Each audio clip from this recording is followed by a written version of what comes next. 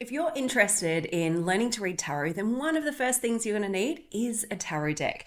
But how do you find the perfect deck that is right for you, especially if you are just a tarot beginner? Now, there are literally hundreds, if not thousands, of tarot decks out there that you can choose from, all with their own beautiful artwork, their mythologies, energies, symbolism. And to be honest, it can be really overwhelming to choose a tarot deck, especially if you've just started out with tarot. Well, never fear, my friend, because in this video, I'm going to be walking you through how to select the perfect tarot deck for you, even if you are a complete beginner. And by the end of this video, you're going to know what to look for in a beginner tarot deck, and also how to find a tarot deck that you can really connect with and build a beautiful relationship with. So let's get started. Now, getting your first tarot deck is such an important moment in your tarot journey. So even though I've been reading tarot since the 1990s and I've literally given over 10,000 readings online, I still remember my first deck as if it was yesterday, because it was this beautiful traditional Rider Waite-Smith tarot deck, and I just loved this straightforward imagery and the story within those cards. And I've actually still got it in my tarot collection to this day. A little bit ragged, but it's still there. So how exactly do you choose a deck when you're brand new to tarot and maybe you don't really know where to start? After all, while some decks like the Everyday Tarot are very affordable, you don't want to waste your time and lots of money trying to find the right tarot deck, do you? So I'm going to save you all of this hassle with this really simple guide.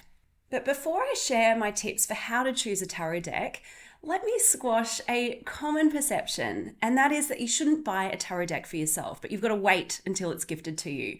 I'm going to say that is just crazy, because here's the thing. I've been gifted some beautiful tarot decks, but I certainly don't want to wait around until someone picks out that perfect tarot deck for me. And instead, as soon as I see a tarot deck and I know that I'm going to love it, then bam, it is in my shopping cart. I'm ready to go. I'm not waiting for someone to gift it to me. Now, the other thing is, if you're just starting out, I'd recommend that you actually buy a new tarot deck rather than a used one, because I feel like the cards are imbued with so much personal energy that maybe if they've been used by someone else, you might need to do some more serious cleansing rituals before using it. And as a beginner, the simplest thing to do is just start with a fresh new deck. All right, so let's jump in now with my simple guidelines to choose a tarot deck that is perfect and right for you. All right, so first of all, okay, this seems like super basic, but seriously, make sure that your deck is actually a tarot deck. Because here's the thing, it can be really easy to get a tarot deck confused with an oracle deck. I hear it all the time when I talk that I do tarot. They go, oh, I've got a tarot deck. Turns out they've actually got an oracle deck. So here's the thing, a tarot deck has 78 tarot cards in it. And these are divided into 22 major arcana cards.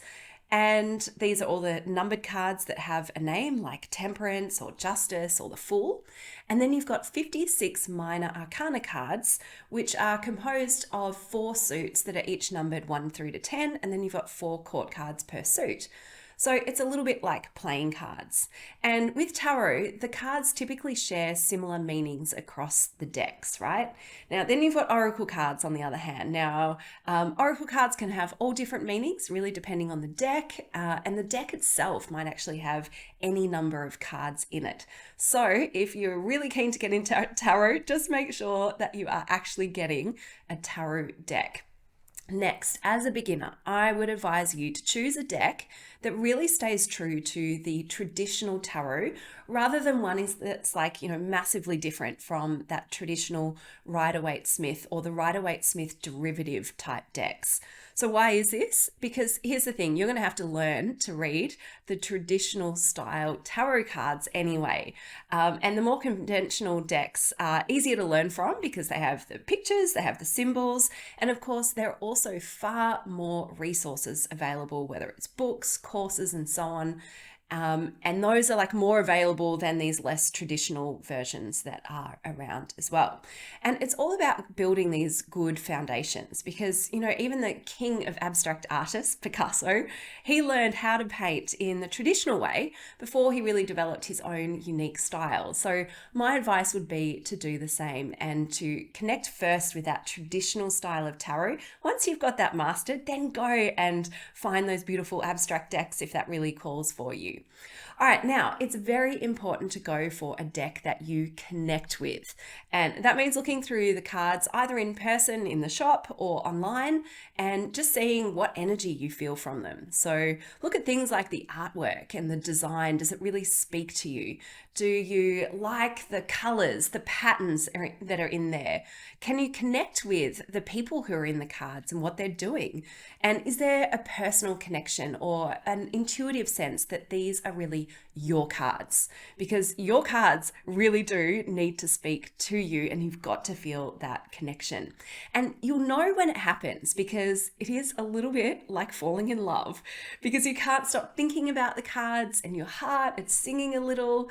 And listen, your friends and your fellow tarot readers might also have their favorites, but remember to choose a deck that is your favorite, one that you really connect with.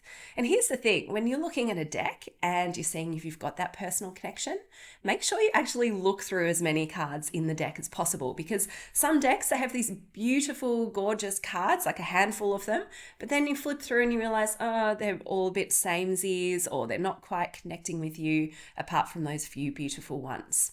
And often the effort goes into the major arcana and sometimes the minor arcana cards can get a little bit of a raw deal, or maybe the minors just don't have that same magical quality as the majors. Now, as well as getting an intuitive feel for the cards and seeing if they really light you up inside, study the imagery. And is it clear what the card is about? Does it have a story that you can easily interpret and tell? Because this is going to be really important as you start to read the tarot cards. Because here's the thing, every card has a picture, the picture tells a story, and the story has a meaning, and then that meaning is what gives you the answer. So if you end up with a deck that is really abstract and kind of wishy-washy, it may actually be a whole lot more difficult to understand and interpret when you're reading the tarot cards. And something like the Biddy tarot deck is great for reading the story because it really honors the Rider Waite-Smith deck, but it also has simplified some of the imagery and symbolism so that you can really stay focused on what matters, and you can also add in your own interpretations as you develop your intuition. All right, the next thing to think about is size. Yes, size does matter, my friends, and that is the size of the cards in the deck. Now, decks are designed for different things. So a really big deck, like a giant deck, may be great for doing group readings or parties or presentations even. And then you've got things like mini cards, like the Everyday Tarot, and they are so good for when you're traveling or you want to pop your tarot cards in your bag and have those on hand. And also choose a size that is easy to handle and shuffle. Now, I purposefully made the Biddy Tarot deck a custom size so that it would fit not only in my hands, but probably in most people's hands, because surprisingly, there are a lot of tarot decks out there that are actually just that little bit too big to fit in your hands, and you can end up with the cards all over the place and doing these weird kind of shuffling techniques. So definitely check in that the size matches your hands and they're easier to handle. Now, if possible, go and see the deck in real life and just have a go at moving those cards around. And then failing that, look for some reviews on YouTube or Amazon and so on. And there are a lot of those unboxing videos where someone describes their first encounter with a new deck, and that could be really helpful. You could also measure the cards, look at what the specs are, and measure your hands or have a little prototype just to see what your ideal card size would be. Now, actually touching the cards also tells you about their weight and their quality. So if you want your cards to last, then choose a deck that is printed on really good quality cardstock. And I know from experience that there are some decks out there that are quite flimsy, very easy to tear. And so again, just check those reviews, watch the unboxing videos, and if you can't feel, they're great if you can't feel that quality in person. And then my final tip is to check out what's known as the Little White Book. And that's the book that comes with the cards to explain the meanings in the artwork. And here's the thing, some books are just leaflets, like little tiny things with just a few words on each card. In fact, sometimes I've seen decks that don't even have a little white book and they're very abstract. I find that very challenging, and I bet, that's me after 25 years. So as a beginner, make sure that you can find decks that have a good little white book that comes with it, because there are others that are a lot more substantial and a lot more helpful. And so even though tarot decks usually carry similar meanings across decks, it's great to have the accompanying book to be detailed enough to share more, say, about the creator's interpretation of those tarot cards. All right, so there you have it. Those are my top tips to help you choose a tarot deck, especially if you are a complete beginner. And as a final gift for you, I want to share with you my favorite decks for tarot beginners. So here goes. All right, so hand on heart, the Biddy Tarot deck really is the perfect deck for beginners. I know it's our deck, we love it, but really it has been designed for people who are all the way from just starting with the tarot to really experienced and working with others. Because here's the thing, it has such a beautiful modern aesthetic. It is practical, it's inclusive, and it's accessible. And the best part is it really does honor the traditions of the tarot, as it is a derivative of the Rider Waite-Smith deck. And our customers love it too, because many people share how accurate their readings are with this gorgeous deck. So you can get the Biddy Tarot deck at biddytarot.com/deck, or check out the links below. Now, I also love the Radiant Rider Waite deck because of its really bright colors.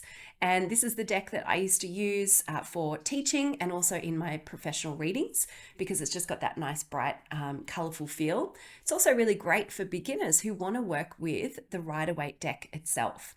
Now, another favorite is the Modern Witch Tarot, and it is a funky, modern, inclusive take on the Rider Waite.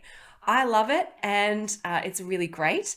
And of course, I want to mention the Everyday Tarot deck, which I worked on with the fabulous artist Eleanor Grosh, and it is in the colors of purple, gold, and white. It is clear, it is clean, it's perfect for beginners. And as we were creating this, we were really focused on simplifying it, but keeping the essence of tarot. And the best part is it comes as a gorgeous little mini deck that you can pop into your handbag, and it is very affordable. So what is not to love about that deck? Now, next is a deck that I love using for my personal readings, just for me, and that is the Osho Zen Tarot. Now, it's not really a Rider Waite derivative, but it reveals some super powerful insights. And the cards actually have little words on them, which is really great when you're a beginner reader, or you're reading for people who are new to tarot.